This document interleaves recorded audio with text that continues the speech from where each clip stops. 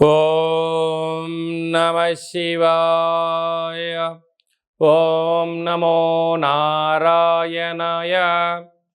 కర్మ నివారణ నరదృష్టి నివారణ కాళభైరవాయ నమో నమః.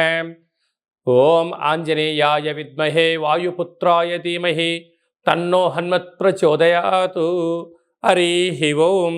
మా ఛానల్కి స్వాగతం. చూస్తున్న వీక్షకులకు ప్రేక్షకులకు ప్రియ కాళభైరవ భగవద్బంధులకి స్వాగతం పలుకుతూ మమ్మల్ని ఎంతగానో ఆదరిస్తూ ఉండబడినటువంటి ప్రియ సోదరీమణులకు అందరికీ, సనాతన ధర్మ సంరక్షకులకు, జ్యోతిష్య అభిమానులకు స్వాగతం పలుకుతూ అందరిపైనను శ్రీ హనుమంతుడి స్వామి వారి యొక్క ఆశీస్సులు ఉండాలని కోరుకుంటూ ఆశీర్వచనం. అందరికీ ధర్మ మార్గము, భక్తి మార్గము, రామ మార్గాన్ని ఏర్పాటు చేసే శక్తిని మనసు ప్రసాదించాలని మనసారా శ్రీ హనుమంతుడి స్వామి వారిని కోరుకుందాం.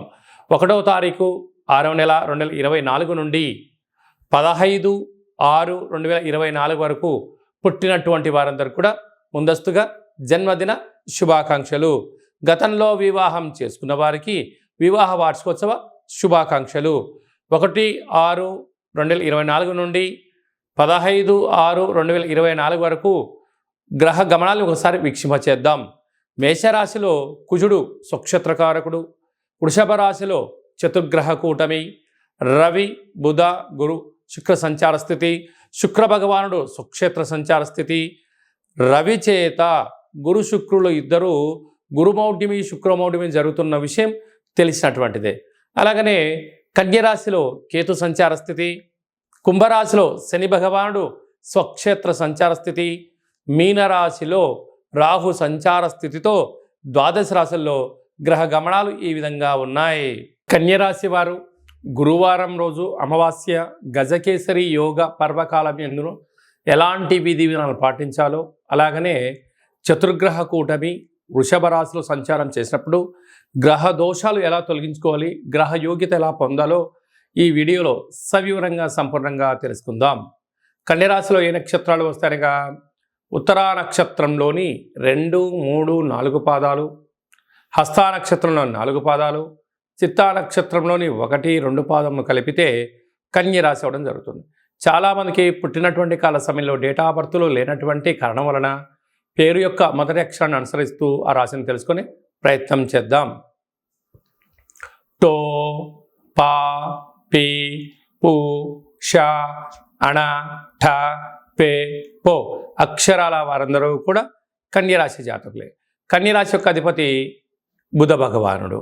వీరికి రాశిలోని కేతు సంచార స్థితి ఉండడం వలన వీరికి చాలా ముందు చూపు ఉంటుంది.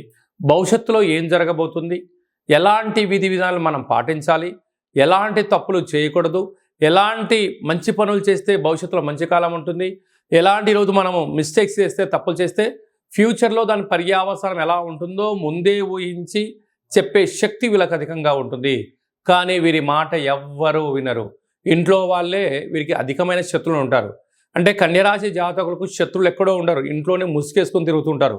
భార్య అని, భర్త అని, పిల్లలని, కోడలని, అల్లుడని, మామ అని వాళ్ళ అవసరాల కోసం వీళ్ళను సద్వినియోగపరుచుకుంటూ వీరి యొక్క తెలివితేటలను వాడుకుంటూ ముందుకు వెళ్ళేటువంటి వారు ఎవరయ్యా అంటే కన్యరాశి జాతకులు అని చెప్పి గమనించాలి.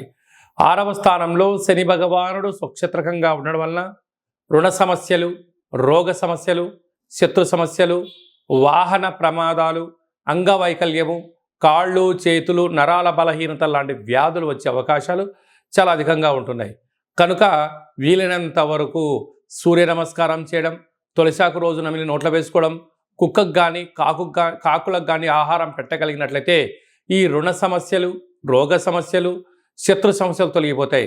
లేకపోతే ఎప్పుడు రుణ భయం, చోర భయం, అగ్ని భయంతో ఎప్పుడు మనస్సు విలవిలలాడే పరిస్థితి చాలా అధికంగా ఉంటుందని చెప్పి గమనించాలి.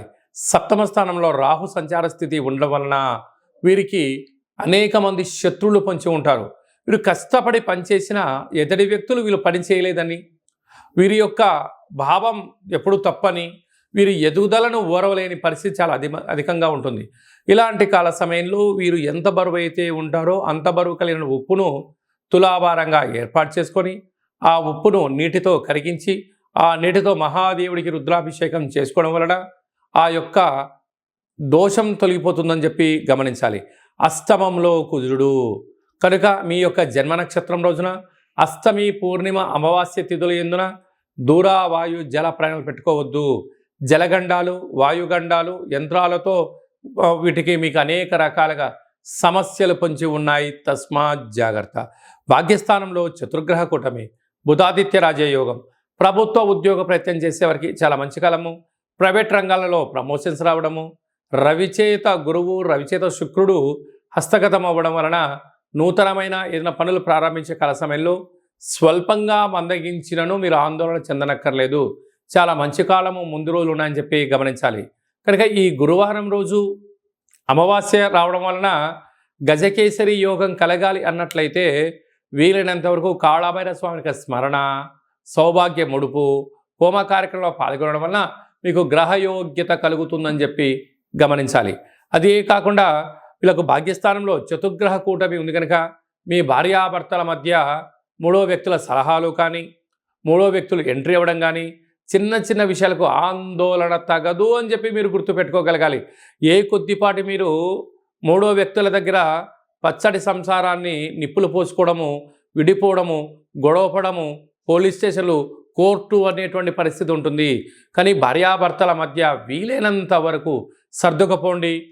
ఇక్కడ ఒకరే సర్దుకపోవడం కాదు, ఇద్దరూ సర్దుకపోగలిగితేనే పరిస్థితి ఉంటుంది. ఎందుకనగా భాగ్యస్థానంలో చతుర్గ్రహ కూటమి, 4 గ్రహాల ఆ స్థానంలో ఉండడం వల్ల అంటే బావిలో కప్ప నీరు తాగకపోయినా తాగింది అన్నటువంటి సామెత ఎలా నిజమైందో ఈ భార్యాభర్తల మధ్యలో అక్కడ ఏమీ లేకపోయినా ఏదో జరగబోతుందన్న అపనింద వాళ్ళను మూట కట్టుకోవడం వలన వారి యొక్క కుటుంబం అంతా చిందరవందరయ్యే పరిస్థితి అధికంగా ఉంటుంది. ఇలాంటి కాల సమయంలో మౌనం అవసరం, తల్లిదండ్రుల యొక్క ఆశీస్సులు అవసరం. తొందరపాటుగా నోరు జారకుండా ఉండగలిగితే వీరికి చాలా మంచి కాలము అని చెప్పి గమనించగలగాలి. అదే కాకుండా ఈ కన్యరాశి జాతకులు వీలైనంత వరకు ఫుడ్ వ్యాపారాలు, వస్త్ర వ్యాపారాలు, స్వయం వృత్తులు, మార్కెటింగ్ రంగము, సంపూర్ణంగా 10 మందితో మమేకమయ్యే కార్యక్రమాలు చేయడంలో వీరు చాలా సిద్ధహస్తులు. కనుక ఆవేశం, తొందరపాటుతనం, తొందరగా పడి నిర్ణయం తీసుకోవడం కాకుండా మౌనం, ధ్యానం, దీర్ఘంగా ఆలోచించడం, ఎవరన్నా ఏదో అన్నా కూడా దాన్ని పెద్దగా పట్టించుకోకుండా కాలం ఎల్లదీయగలిగితే రాబోయే కాలం అంతను కూడా కన్యరాశి వారి సొంతం అవుతుందని చెప్పి గమనించాలి.